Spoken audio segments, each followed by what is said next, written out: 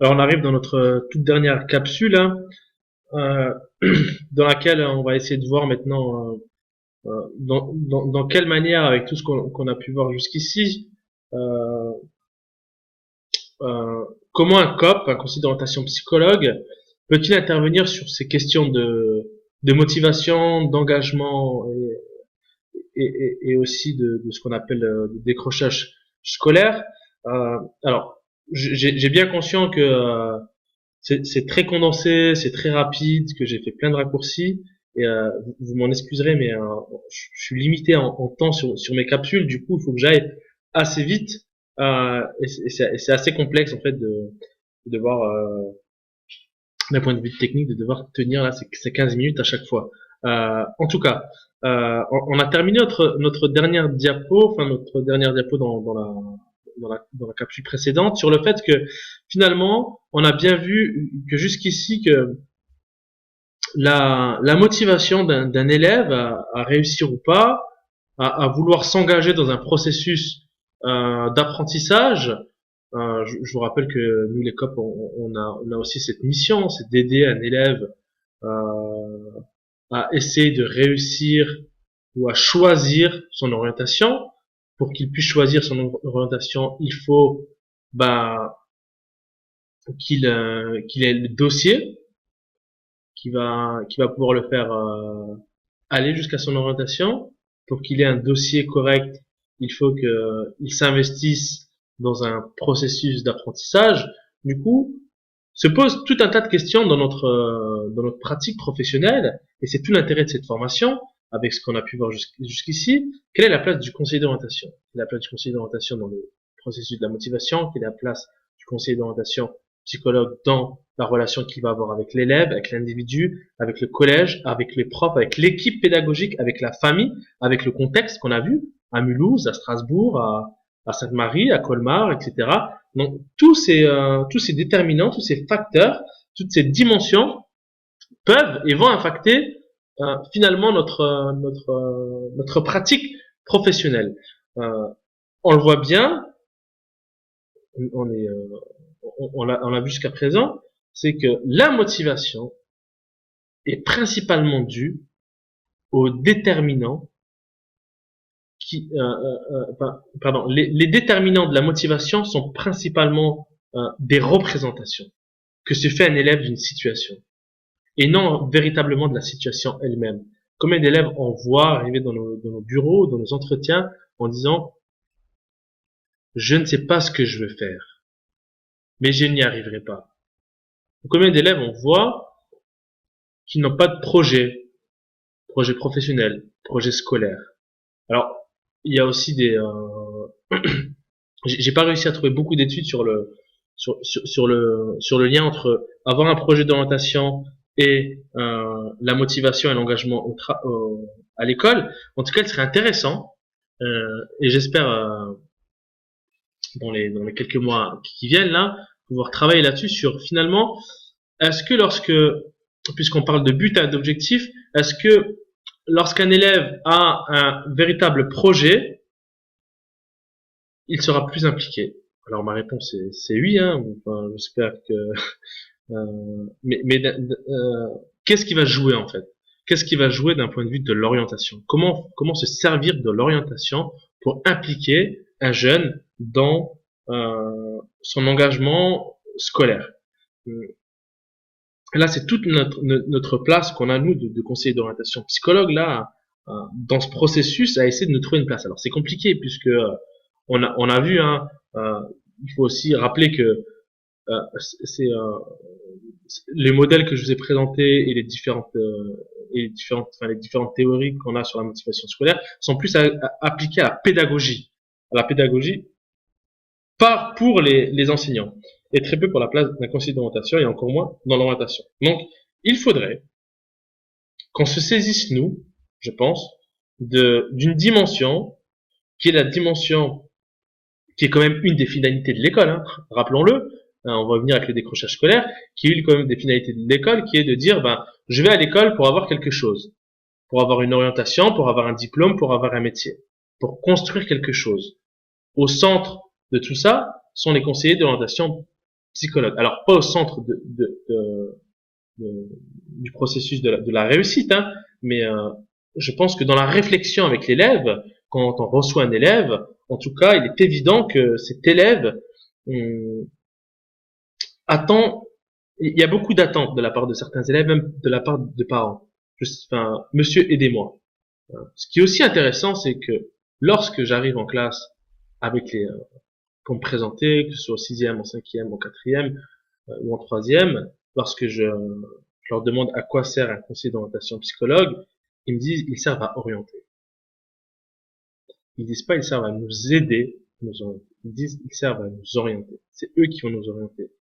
Donc il y a quand même cette représentation encore là, et je pense qu'il faut pas vouloir effacer cette représentation. Bien au contraire, il faut s'en servir justement euh, il faut s'en servir et se saisir de cette représentation pour aider les élèves à agir comme une espèce de levier d'action sur la possibilité qu'ils ont à eux de réfléchir à une orientation, réfléchir à un projet et qui va leur servir, je vous rappelle, d'un objectif, d'un but final. Puisque sans but, sans objectif, que ce soit des buts d'apprentissage, que ce soit des buts sociaux, sans but, il n'y a pas de motivation. Et là, c'est très important. Euh, je terminerai rapidement, on fera le lien parce que on va parler un petit peu du décrochage scolaire, puisque c'est quand même une thématique qui est très en lien avec la motivation, mais qui pour moi est un peu, on va dire, à la marge de la motivation. Alors là, ça n'engage que moi, mais je vais vous expliquer pourquoi. Lorsqu'on parle de décrochage scolaire, on parle souvent des élèves qui ont entre plus de 15 ans, qui sont sortis du système scolaire, qui sont sortis sans diplôme. La France, je vous rappelle, s'est inscrit dans la stratégie européenne qui a pour objectif de ne pas dépasser les 9,5% de décrocheurs de 18 à 24 ans en 2020. Là, moi je pense qu'on est déjà à la fin du processus, on est plus sur la motivation. On est déjà passé. Il s'est passé quelque chose. Catherine Blaya, dans son ouvrage La lutte contre le décrochage scolaire, évoque un certain nombre de points intéressants qui pourraient nous servir. Et elle parle en fait, elle dit qu'il y aurait certains types de décrocheurs. Alors, il y a les élèves qui sont présents, visibles. Ce sont souvent des élèves qui sont un peu fâchés avec l'école, qui viennent perturber le cours. Ils sont là, qui viennent perturber le cours. Et il y a les présents invisibles.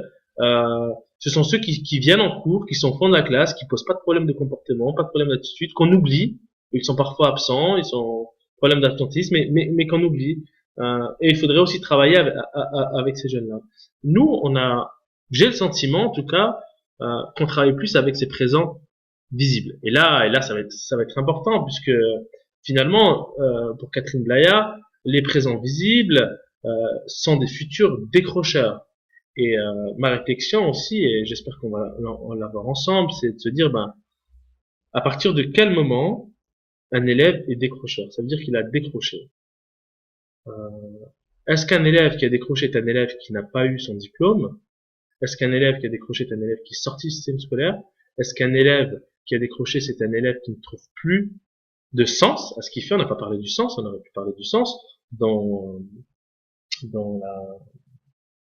la compétence à accomplir une activité. Quel sens je donne à ce que je fais, hein? C'est un peu ça. Hein. Je renvoie au cours sur le sens en psychologie, notamment en psychologie clinique, sur quel sens je donne à ce que je fais.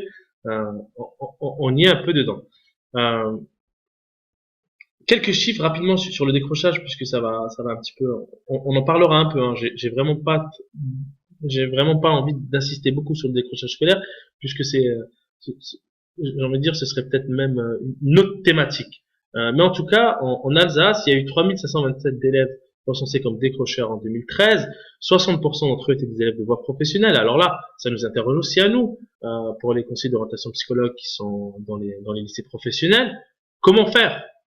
On les a, ces élèves. Ils sont entre nos mains à un moment donné. quelle place on donne quelle place on va avoir nous pour éviter que ces élèves se retrouvent sortis de l'école sans rien, avec ce que je viens de vous dire jusqu'à présent. Voilà, ça c'est la réflexion qu'on peut avoir, hein, enfin, et qu'on aura tout au long de notre formation. D'ailleurs, ce sera aussi le petit exercice. On voit qu'il y a 20% des élèves issus de lycée général, 21% d'élèves de collège. Et excusez-moi, ça n'a rien à faire ici. Mais je m'excuse. Voilà pour quelques chiffres. Alors, il existe des indicateurs. Là aussi, je me pose la question. J'ai discuté avec pas mal de consultants psychologues qui me disent, moi, il m'arrive de venir à des cellules de veille. Moi, on m'y invite pas. Moi, on m'y convie. Moi, on convie à moitié. Parfois, je sais pas. Ce qui est intéressant, c'est qu'il existe des indicateurs de décrochage. L'absentéisme, les retards fréquents, les passages à l'infirmerie, les difficultés à s'intégrer et à communiquer, les difficultés de comportement. Alors, c'est pas que des comportements de violence. Un élève qui se retrouve au fond de la classe à dormir, c'est un problème de comportement, des problèmes sociaux, des problèmes familiaux, un travail insuffisant à la maison. Tout ça, ce sont des indicateurs qui peuvent être utilisés, on le verra aussi comme un outil pour non pas détecter les élèves qui sont démotivés, qui manquent de motivation, mais en tout cas qui sont potentiellement des élèves qui seraient sur la voie du décrochage, et du coup, il faudrait essayer d'appliquer un modèle qui permettrait en fait une pratique qui viserait à ces élèves-là, avec tout ce qu'on a vu, hein, qu'est-ce qui fait qu'ils ont été démotivés, qu'ils ont décroché, parce qu'une fois, enfin, pour moi, c'est là toute la difficulté, c'est que le décrochage, finalement, il vient à la fin. Donc, il faudrait essayer de remotiver l'élève pour que ce décrochage n'existe plus. Vous voyez un peu comment c'est imbriqué, et c'est pour ça que je vous parlais d'un processus dynamique. Hein. Il y a la notion temporelle. On est jamais. Il y a certains auteurs qui disent qu'on sera toujours en retard dans ce que sur les dimensions dans lesquelles on va intervenir, puisque à partir du moment où on en a conscience, elles sont déjà en train de changer. Du coup, c'est toute la difficulté là de travailler sur la motivation et le décrochage scolaire. Dans les actes du séminaire sur le décrochage scolaire qu'il y a eu en décembre 2014 en Alsace, on peut trouver deux causes du décrochage scolaire en lien avec l'orientation, enfin, deux causes principales, ce qu'ils appellent les causes exogènes au système éducatif, qui relèvent plus du champ social, familial et psychologique. Alors, j'ai mis psychologique en gras puisque avec tout ce qu'on vient de voir jusqu'à présent, finalement, est-ce que la variable psychologique ne serait pas intrinsèque à l'individu, inhérente à son processus, enfin, inhérente à lui, hein, et du coup, est-ce qu'elle ne renverrait pas à quelque chose est-ce que ce ne serait pas une cause endogène du décrochage, sur lesquelles on pourrait agir, parce que on n'agit pas de la même manière sur une cause exogène que sur une cause endogène.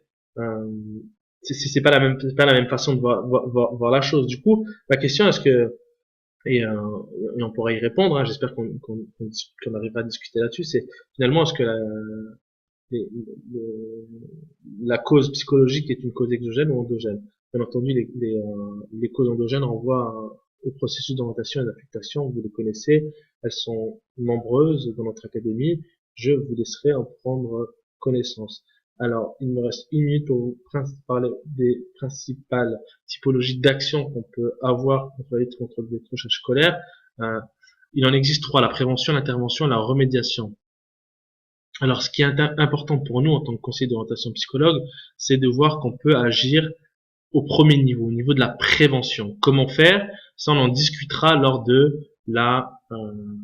présentiel. Dans la dernière capsule aussi, qui va durer 3 minutes maximum, je vous présenterai une étude de cas que vous devrez apporter. Alors, pas quelque chose de fini, mais en tout cas, on discutera, qui nous servira de base à notre travail en formation, en présentiel. On voit ici qu'il existe 3 types d'actions. La prévention, qui sont l'ensemble des stratégies d'organisation spécifiques qui visent à encourager la persévérance scolaire et à favoriser la réussite, et l'intervention, qui sont dans les actions. Je vous laisse prendre connaissance de ce document. et on en rediscutera lors de la formation présentielle.